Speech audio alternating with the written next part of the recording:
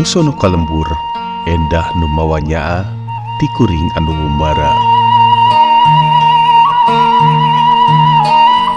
Baraya sadaya keur wargi-wargi anu linggihna di padesaan atawa di pilemburan nu hirup uripna masih ngajagi ngarawat lestarina kaayaan alam.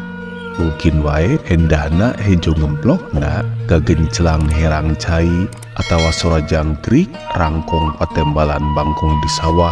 Mun emprona geus waktu peuting lain hal anu aneh. Kusabab geus jadi kahirupan sapopoe cicing dina katengtreman hiji jeung alam anu ngemplok hejo atawa hawa anu ti seger.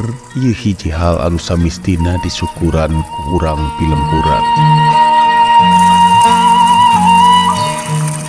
Tapi mungkin lain caritana mun emprona kaimpleng ku urang anu hirup di kota gede. Halangka anu kadang kawis matak sono, matak ngegeri mun ras inget ka emak anu di lembur, ras inget ka bapa anu tiap balik di sawah, sok cigrah mawa hasil tatanen. Mutina hasil tatanen eta geus hasil ngawujudkeun waruga ngora anu kapaksa ninggalkeun lembur ngumbara pikeun budak harta banda. Ngaraka tempo segala aya tur derajat boga pangkat.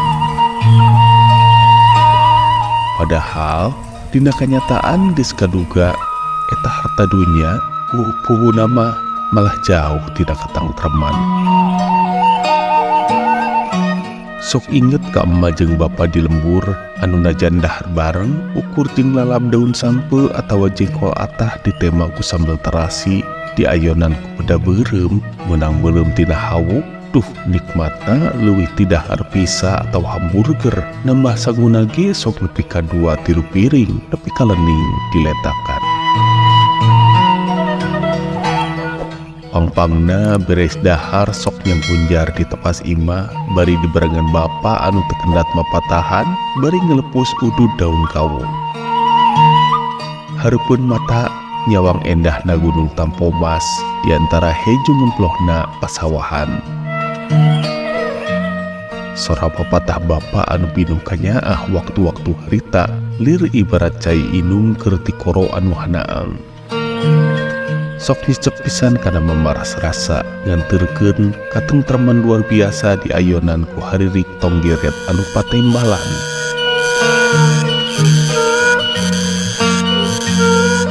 Loba syukur ikhlas ka pangeran anaking sing sabar.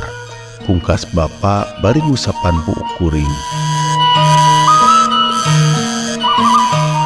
Duh bapa, kusono pisan ayeuna bapa geus teu aya di kieuna hayang balik nepungan ka makamna di lembur ukur aya emak. Sedengkeun kuring ayeuna urip ngumbara di dayeuh anu jauh ti lembur.